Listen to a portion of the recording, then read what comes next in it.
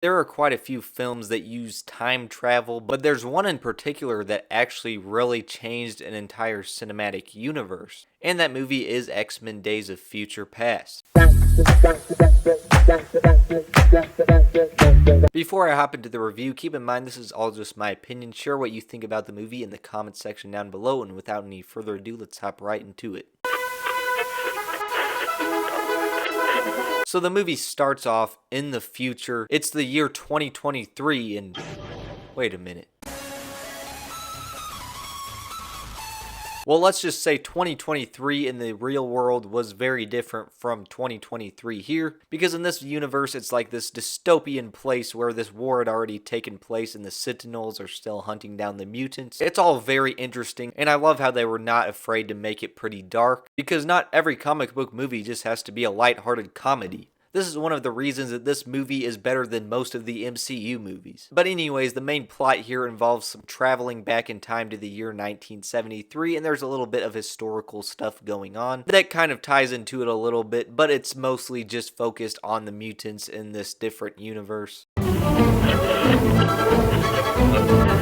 So of course Wolverine is the star of this show here, and I think it's completely justifiable. You can never get enough of him. Hugh Jackman is great in the role, and this is all done in a way where Kitty Pryde sends his conscious back to his body from that year, and since he's a character that doesn't really age, that's how he's able to be over 100 years old, and he doesn't really look too different in 1973, except he does have a little bit of gray on his hair when it's the future. And I know a lot of people have said it feels like a lazy excuse to have Wolverine be the star of the show, but I think the excuse they used actually made plenty of sense, because even though his brain wasn't as strong as Professor X, it could heal, making him the only one that could handle his conscious going all the way back then. Is it an excuse? Yes, but I think it's an absolute masterpiece of an excuse. Anyways, there's also some great character development with the young version of Professor X, and there's even a super awesome moment towards the end of the movie where young Professor X is able to talk to old Professor X, but that really is the only case where we see two actors playing the same character in the same scene together. Also, Magneto is great in this movie.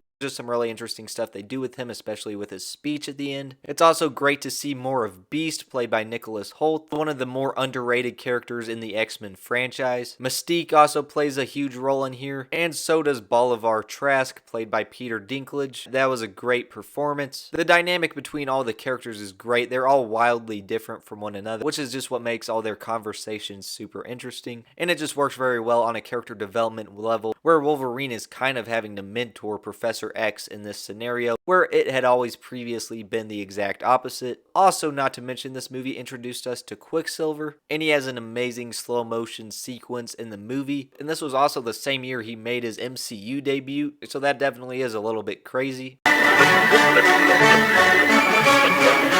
So on an action level, I would say out of all the X-Men movies up to this point, this was probably the heaviest on action, and I mean, it's great. You can never get too much action. I mean, you can if you're sacrificing story, but in this case, it makes complete sense. It's just a bunch of intense stuff going on, and I just absolutely love films like this where there's good excuses for there to be fights like every 5 seconds. Eric, what are you doing? Securing our future. All those years wasted fighting each other, Charles. I would say throughout this movie, the CGI is very good, especially with the Quicksilver sequence that I already mentioned. There's also some great costume design. I think Magneto's costume at the end of this movie is probably my favorite out of all his live action costumes. I would also say the design for Beast in here is also my favorite as well. Now, of course, it's not like they went all crazy with the comic accurate yellow and blue suits for the X-Men, but I mean, I wasn't really expecting that, and their outfits fit the tone of the movie. I would just say overall the cinematography and all that stuff is great, and you do have Bryan Singer directing this, which he directed the first 2 X-Men movies, and then he finally returned to direct this movie like 11 years later.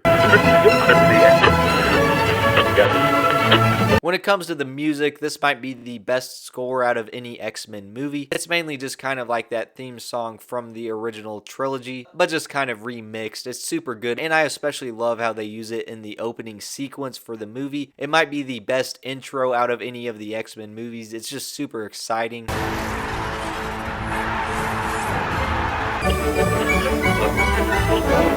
Now there are some funny moments here and there, but it's pretty much just like small little banter between certain characters, nothing that like really pops out because this isn't really trying to be a comedy and that's completely justifiable.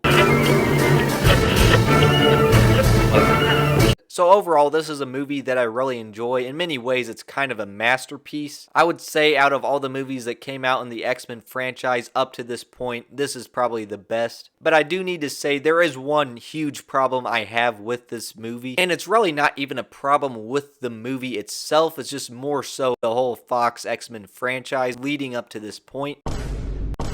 Because what this movie does is it changes the timeline, and so that worked out in a way where they can make future movies in this franchise just kind of different. But the thing is, before they even reset so much of this stuff with the time traveling here, there were already a ton of plot holes, just in other movies throughout the franchise that were contradicting each other, and even this movie kind of creates some more plot holes. Like, first of all, the character of Trask, he technically was introduced in X-Men The Last Stand, and maybe it was just a different person with the last name Trask. As you can see, these two actors do not look like the same character, and not to mention they changed it in this movie to where Trask was murdered on the original timeline, and then also Professor X was supposed to die in The Last Stand, and then when he came back in the post-credit scene of the Wolverine, he just kind of basically said, you know, he had some special powers and that kind of stuff, and in The Last Stand they kind of teased him swapping minds with someone in a coma, but how he got his original body back was still a mystery that was left unsolved. It's almost to the point where they probably could have just left Professor X dead in the original timeline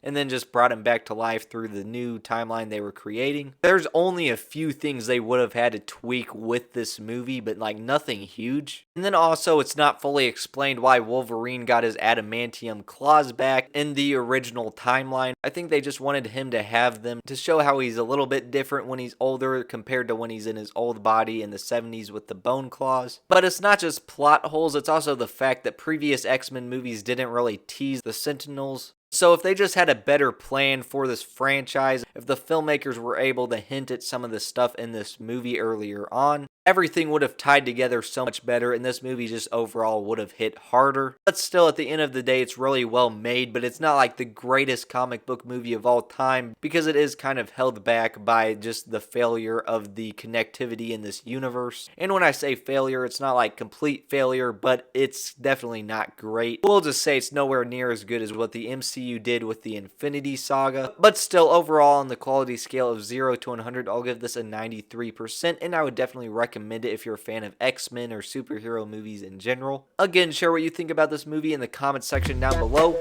As always, thank you guys so much for watching, and I'll see you guys in the next